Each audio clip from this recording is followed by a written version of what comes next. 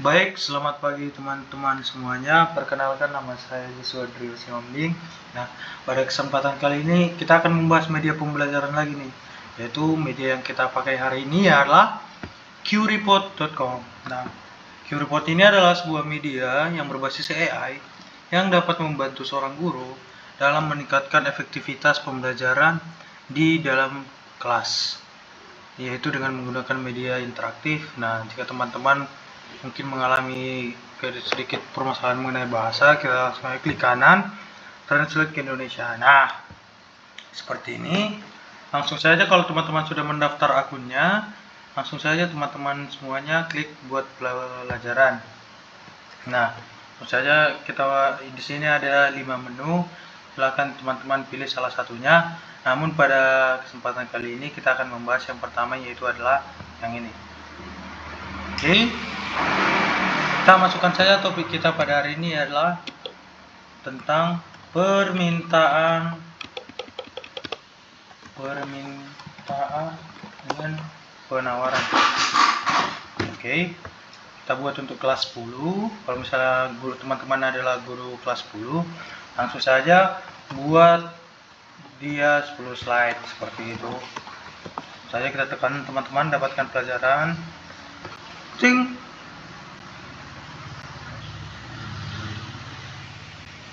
Kita tinggal tunggu saja, mungkin membutuhkan beberapa waktu ya teman-teman, agar qreport ini dapat kita gunakan.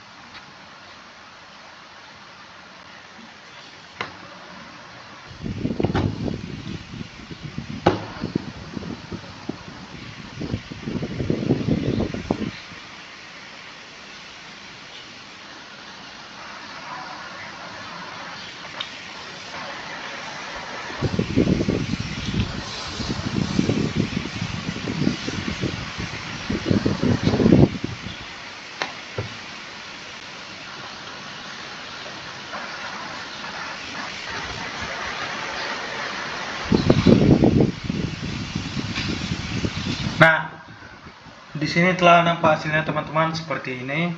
Kita bisa saja menambahkan aktivitas-aktivitas apa saja seperti ini. Nah, misalnya kita buat seperti awan kata, papan tulis AI. Bisa kita juga masukkan gambar dan juga teks, misalnya seperti ini nih. Nah, seperti itu ya teman-teman. Kita bisa mengunggah file teks apa yang mau kita masukkan, tapi pada kesempatan kali ini kita tidak usah menambahkan slide. Jadi karena materi kita udah selesai dibuat, kita langsung saja nih bisa pilih misalnya waktu atau apapun itu. Misalnya nih adanya pertanyaan terbuka, pemilihan opsi, gambar, gimana misalnya nih bisa digambar pada kesempatan misalnya pada pertanyaan pertama dan prinsip dasarnya, tapi pada kesempatan ini tidak usah, kita dilihat saja. Kita kan udah lihat nih PPT-nya, misalnya permintaan penawaran, apa yang Anda ketahui tentangnya. Nah, seperti ini. Apa yang Anda ketahui tentang permintaan dan penawaran dalam ekonomi? Ini bisa kita buat, siswa akan memilih. Nah, pada menu ini durasi pemungutan suara itu ada sekitar 10, bisa kita atur. Nah, nanti kita berikan waktu 3 menit misalnya. Oke, terus apa itu permintaan? Nah, pada saat ini kita tidak dapat memilih aktivitas karena ini bukan slide aktivitas.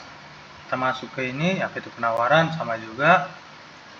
Nah, berikan contoh diskusi di mana permintaan dan penawaran berubah. Diskusikan dengan pasangan Anda misalnya. Jadi di sini kita tidak bisa, tapi yang dimana nanti siswa dapat berdiskusi dengan teman-temannya. Kita masuk yang slide kedua. Nah, ini kalau misalnya nih, bagaimana menurut Anda jika harga barang X meningkat, apa yang terjadi terhadap permintaan tersebut? Seperti itu kan. Kita buat dia semisal jawabannya bisa tertulis. Nah, seperti ini. Maksimal 1000 jawaban atas karakternya. Nah, ada juga papan tulis AI. Nah, gambarlah kurva permintaan dan penawaran. Nah, di sini nanti siswa dapat membuat gambaran mengenai kurva permintaan dan penawaran tersebut. Terus apa yang paling mempengaruhi? Nah, di sini ada opsi nih, yang dimana siswa bisa menjawab dari opsi tersebut. Bisa kita gunakan, bisa ditambahkan opsi, tapi bisa juga enggak, kurangi saja, hanya memiliki 4 opsi saja. Nah, bagaimana pemohonan dari sini nanti bisa siswa ketik lagi. Jadi silakan untuk men-share-nya ke siswa, teman-teman bisa menggunakannya langsung dengan cara seperti ini ya. Bentar. Langsung saja teman-teman klik yang presentasikan sekarang. Nah, di sini saya akan mencoba login menggunakan device dari HP untuk masuk bagaimana sih penerapan dari QReport Live ini. Langsung saja teman-teman ketik di Google yaitu QRe Live. Nah, silakan teman-teman, misalnya nih siswanya kan tinggal buka dari website. Jadi itu udah ada pinnya, jadi kita langsung saja kita masuk, kita masukkan pinnya 781 779. Nah, ini seperti ini. Nah, seperti ini, cuman mungkin memiliki sedikit masalah. Kita coba refresh lagi untuk yang ini. Kita start lesson. Nah, kita buat namanya itu di sini. Nanti di sini ada yang namanya real name sama nama samaran, seperti nickname seperti itu. Nah, di sini ketika misalnya jumlah siswa kita udah masuk, kita langsung aja start. Oke. Nah, pada slide pertama ini kan, baik, kita akan memulai topik yaitu mengenai permintaan dan penawaran, yaitu mengenal bagaimana prinsip ekonomi dasar. Nah, ini kan apa yang Anda ketahui tentang permintaan dan penawaran dalam ekonomi misalnya nih. Terus kita mulai. Silakan anak didik jawab semua, waktu Bapak berikan yaitu sekitar 3 menit. Nah, di sini sebagai seorang pendidik kita bisa langsung saja mulai start activity. Nah, si siswa akan coba menjawab mengenai apa itu tentang yang diketahui tentang permintaan dan penawaran.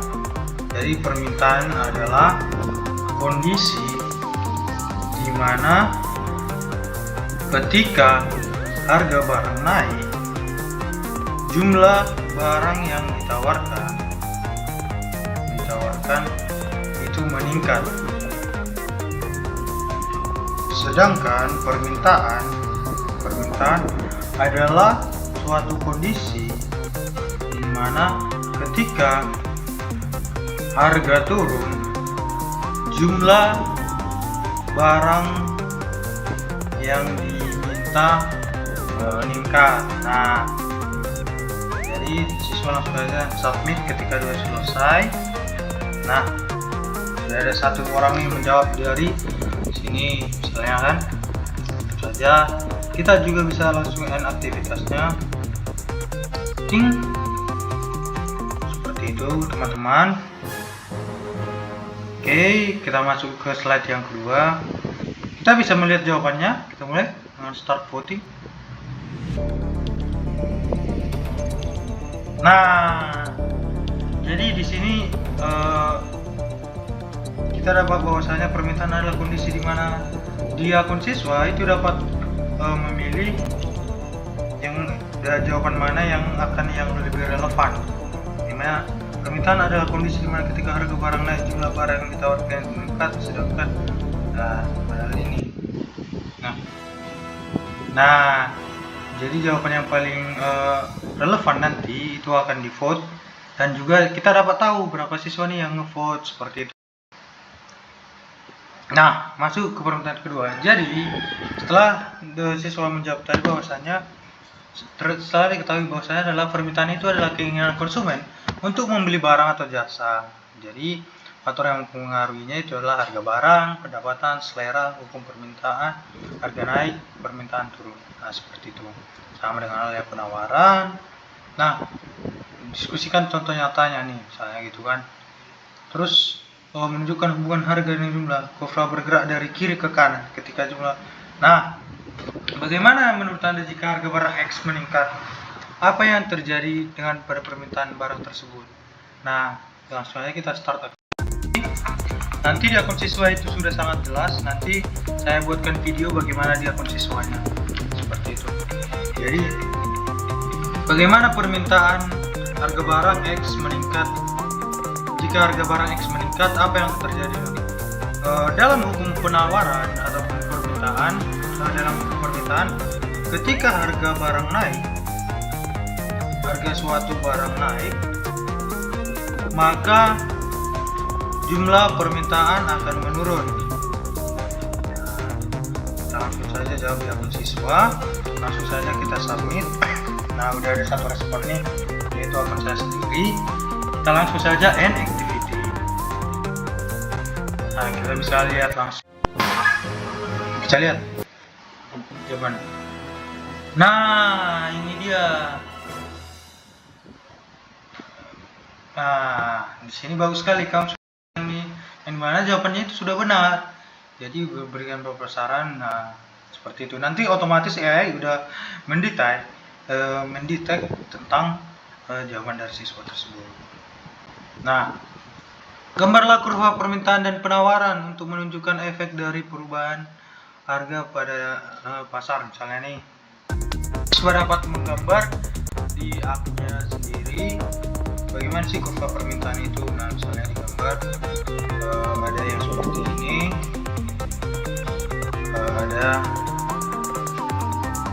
ada misalnya seperti ini.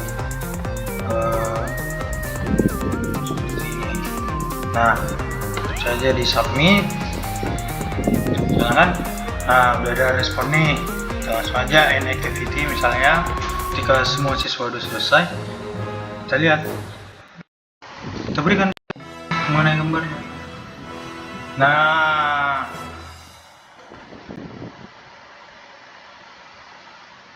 di akun siswa sendiri itu langsung disebutkan bahwasanya gambar tersebut menunjukkan dua grafik sederhana. Grafik merupakan kurva penawaran yang biasanya miring ke atas, menunjukkan bahwa ketika harga naik, jumlah barang yang ditawarkan juga meningkat.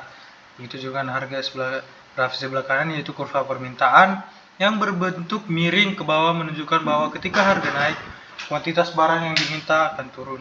Seperti itu. Nah, saya kita lanjut ke yang kedua. Apa yang paling mengaruhi penawaran di pasar? Nah, di sini siswa dapat memilih opsi. Kita dapat memberikan opsi kepada siswa. Langsung saja kita start activity. Nah, siswa akan menjawab. Jadi, apa yang paling mempengaruhi penawaran di pasar? Jadi, yang mempengaruhi penawaran di pasar itu ialah selera konsumen, misalnya. Nah, kita dapat melihat di sini.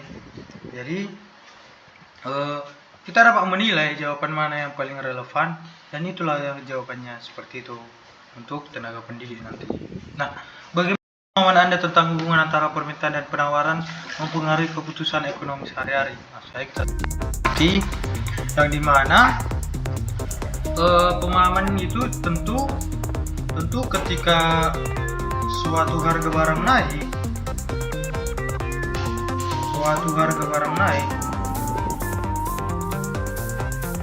jumlah barang yang akan kita beli pasti sedikit.